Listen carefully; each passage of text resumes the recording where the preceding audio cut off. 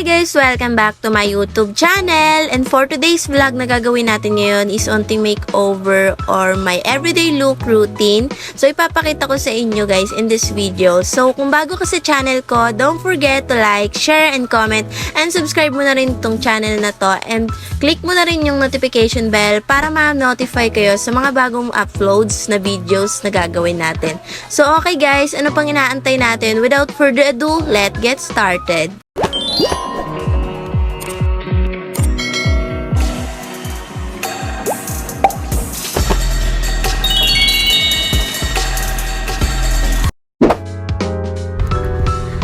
So, yun guys, ang uunahin na muna natin is syempre yung kilay ko. So, kilay is life. Ayan, binabrush ko lang siya and pinoform ko lang siya guys para medyo maganda tignan. Hindi ako ganun guys ka-perfect magkilay, so don't judge.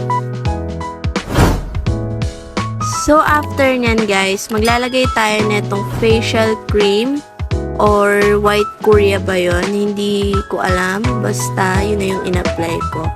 So, ayan. In-spread ko lang siya sa buong face ko. And then, syempre, isalin na rin natin yung neck natin para pantay. Then, after nyan guys, maglalagay tayo netong Fit Me Maybelline New York. So, I am the shade 06. So, ayan. Sobrang ganda niyan pala guys. Ayun yung ginagamit ko before nung nagtatrabaho pa ako. So, maganda siya sa face and full coverage siya for me. And try nyo din guys. Tsaka may SPF 50 din siya.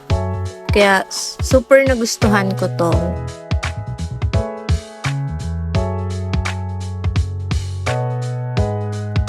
And then next guys is maglalagay na ako netong face powder from Careline pala yan siya guys. So di ko na mapakita yung buong face powder talaga kasi parang tira na lang siya nung ginamit ko before nung nagtatrabaho ako.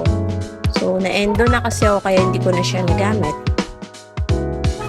Then, after nyan guys, maglalagay na tayo netong eyeshadow. So, nabili ko pala yan guys sa Shopee. So, hanapin nyo na lang guys yung mga nude color nyan. Kasi nude yung color ng mga in-order ko sa Shopee nyan. So, pagpasensyahan nyo na guys, medyo onting product lang yung maipapakita ko sa inyo kasi hindi ako ganun guys ka-master or kagaling mag-makeup and yan lang yung kaya ko. Then, after nyan guys, i-curl ko na yung ating pilik mata para naman mabuhayan. Then, maglalagay na ako ng glitters sa... Hindi ko alam anong tawag dyan. Gilid-gilid ata ng mata. Hindi ko alam. Pero, ayan, nilagyan ko na.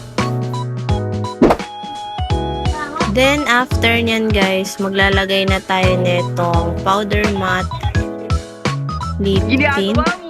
Kung di ako nagkakamali. So, by the way guys, nabili ko pala yan sa TikTok shop. And, super ganda ng ng shade niya kasi tama lang siya sa mga morena. And the shade pala niyan is nude.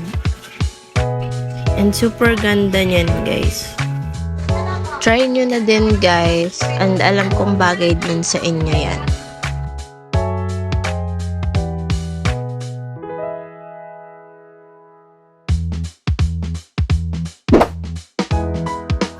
So, after nyan guys, maglalagay na ako ng blush.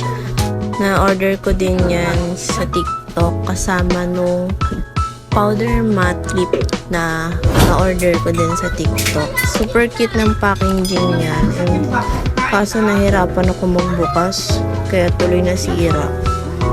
Tapos, yung color pala niyan is peach. Parang may pagka-nude. Mahilig kasi ako sa mga nude. Maganda din yung blush na yan guys, try nyo din. So, after nyan, maglalagay na tayo ng mascara and then susunod ko na rin yung kilay ko guys pagkatapos ng aking pilik mata. So, galing pala yan sa Lazada, na-order siya ng kapatid ko. Then ako na yung gumamit kasi binigay niya sa akin kasi hindi naman siya masyado nagmamaskara. So, dito na nagtatapos guys yung ating video. So, sana nagustuhan nyo tong vlog na to. And kung nagustuhan mo to, don't forget to like, share, and comment and subscribe my YouTube channel. Click nyo rin yung bell button para lagi kayong updated sa mga videos na i-upload natin. Finalize ko lang yung look ko. Wait.